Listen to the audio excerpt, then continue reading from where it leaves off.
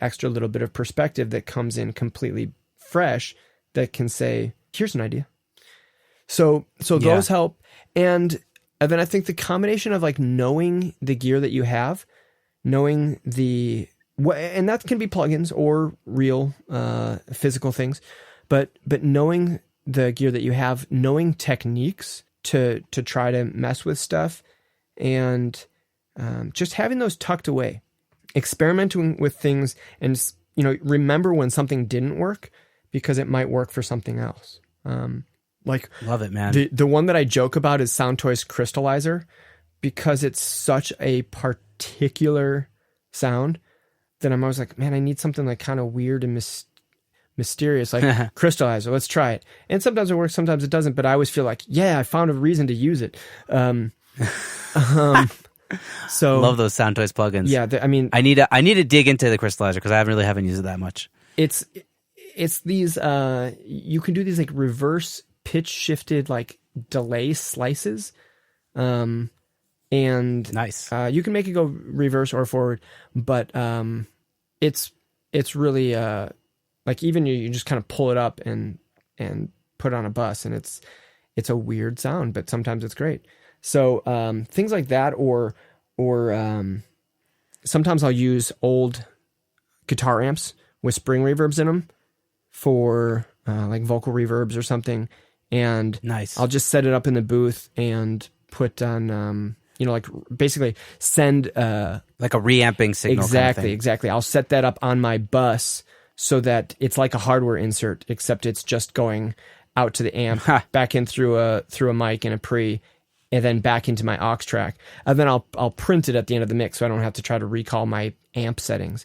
But things like that, you know the gear or what you have at your disposal, which is, again, I'm like super thankful that Rax Trax has a bunch of like weird pedals or guitar amps or something. You can just say like, let's try this and see if it works. And sometimes those things can be really inspiring because you can have a different thing. It must be so fun to have a big facility to kind of get that inspiration from other people or gear or room, or just being able to just like reamp to another room and set that up as a bus. Like that is pretty awesome. Yeah. I was thinking when you're saying about like how other people, sometimes you just need a friend to like help you out and figure where you're going right or where you're going wrong, or inspire you. And I think for like those of us who don't have like a big facility, it could be like a cool option to kind of set up like maybe a WhatsApp group or something with like a few friends that do it like in different locations, and you can just send out your morning mix like, hey, this is what I'm up to right now. What do you guys think? Yeah, and I'll do that with some people. I've got a couple engineers that I will do that with, especially if they if they do more work in that genre.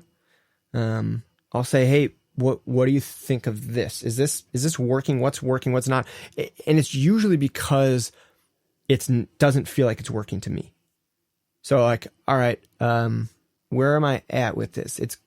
I think there's some things that are close. Some things just don't feel right.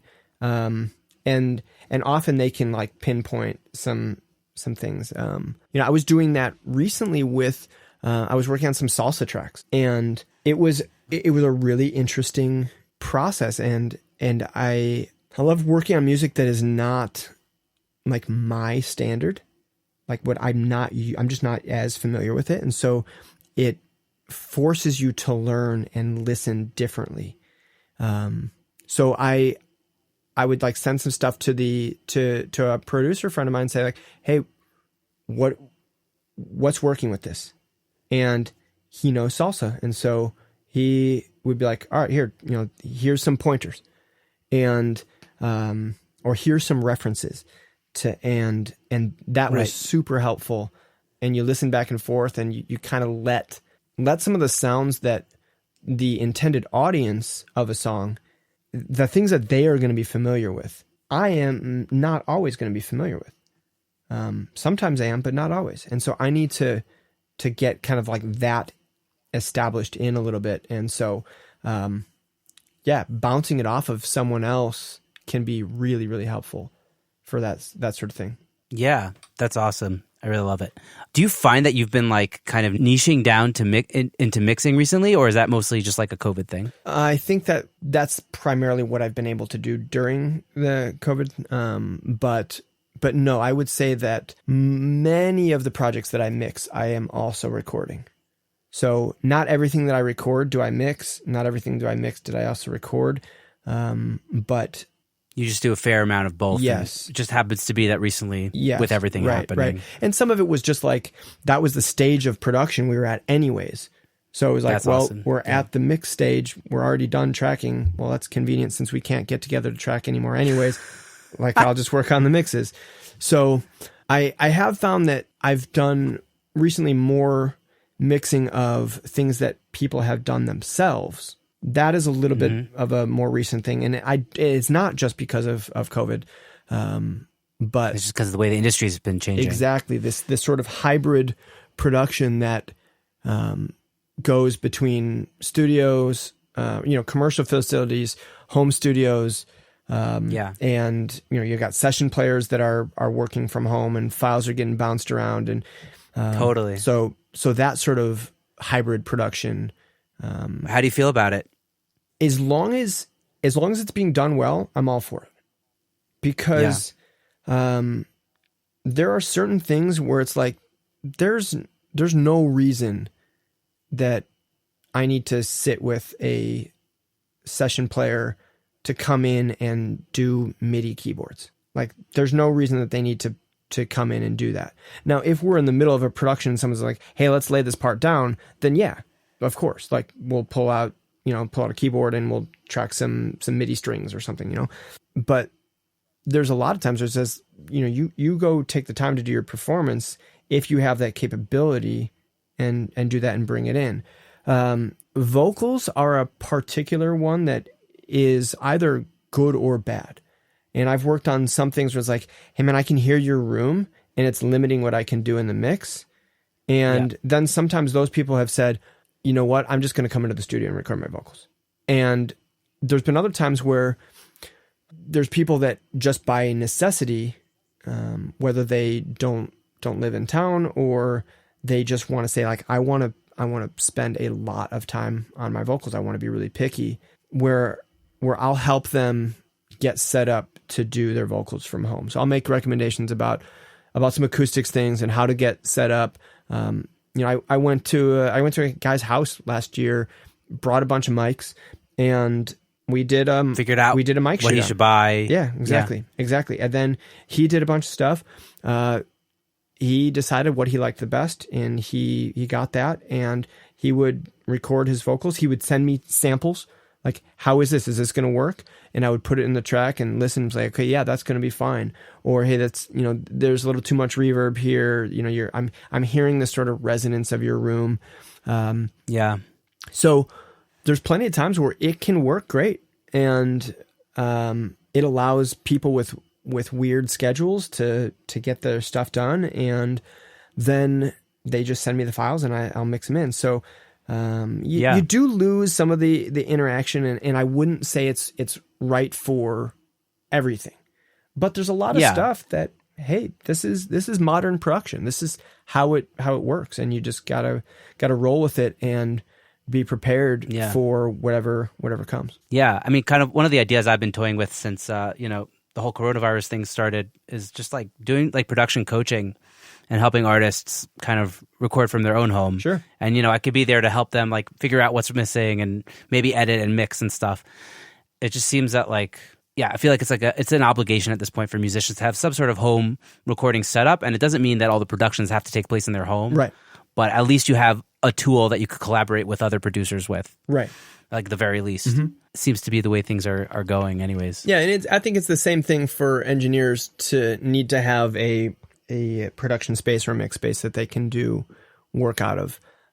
There's plenty of things that I'll move back and forth between my studio and Rax Trax, and I've just mirrored my setups so that I can have all the same software and have everything work so that I can move them between seamlessly. Absolutely. So you've been nominated for a Grammy. What was that experience like, and what's it like to get that kind of recognition? Yeah, when I heard that, I was obviously super excited. I'm trying to remember where I heard the news. I think it was like between takes or something. There was some downtime in a session, and I was checking something online, and I think that I saw someone's social media post saying, that the record had been nominated. And I remember kind of looking at it and like, what? I think that I might have just got a Grammy nomination. And so it was super exciting. And it was something that I look forward to. The record did not the record did not win. What was it? What was the record, by the way? It was Jonathan McReynolds' Life Music Stage 2. So it was, something I was super excited about. And it was a great record. It was something that I had genuinely enjoyed working on. It was a fun record to work on. And so it was something that was super exciting. And, I was disappointed when it didn't win, but it was something that you have to consider when it comes to some recognition about, you kind of have to like check your heart a little bit, because that's not why I worked on that record. I didn't say like, well, maybe this will happen. It's not about getting recognition. I wanted to work on the record because it was an artist that I thought highly of, and I wanted to be part of that. So that is the more important thing, I think. It's useful for marketing, and it has like this legitimizing factor to it. But I know a ton of engineers that are amazing engineers that don't have that little checkbox next to their name. So, with the exception of, like the best recorded or best engineered album, the awards like that are about the artist. So it's like a nice thing to have, but if you like bank on that sort of thing as like, man, I got this is going to get me more business, or this is going to, right. This is going to like that fades quickly, right? Yeah. And it's not like you can't, just like so many other categories about this industry, you can't do this line of work because of them. You can't try to do this sort of work because of recognition. You shouldn't do this. You can't do this line of work because of the money. You shouldn't even try to work in this field to like try to work with famous people or something like that. That shouldn't be your motivation, I don't think, because those aren't the satisfying things. I've been fortunate that some of the biggest names that I've worked with also happen to be really great people. But I've also had records that I look at as like, man, that was one of the most fun records that I've worked on, and it's not widely known, and they don't have a large audience. So to me, it's about the process and the result as well. Like, I want to make sure that whoever I'm working with has a good experience in the studio, that the making of their art in terms of translating it from something that's in their head or something that they've kind of written out on paper, they've got this sketch of it, or maybe it's a band and they've got it pretty fleshed out. But I want the process of getting it from, the only way I can hear my song is if I play it myself, or I record it on a phone or something, from that stage to they can put it out and anybody can listen to it. I want that process to be smooth and enjoyable, because there's something about it that I think affects the record itself. And I want those to both be good. If you have a great product, and I'll often compare it to a restaurant. If you go to a restaurant and have a great meal, food was amazing, but the service was bad, are you going to recommend to your friend to go to that restaurant? Are you going to be it depends. Are you going to be excited to go back? Yeah, maybe not. If the product was like, it's all right, it's it's not amazing, but like, man, it's a great atmosphere, it's a super fun thing, the service was amazing, you'd probably go back. You'd probably go back unless it was like really expensive and it was like, oh, the food wasn't worth it. But if you can have that balance of both, where you say the meal was amazing, the service was exceptional, the ambiance, everything, man, I really want to go back there. I've got a friend who works in the food industry, and he works in a really high-end restaurant in Chicago.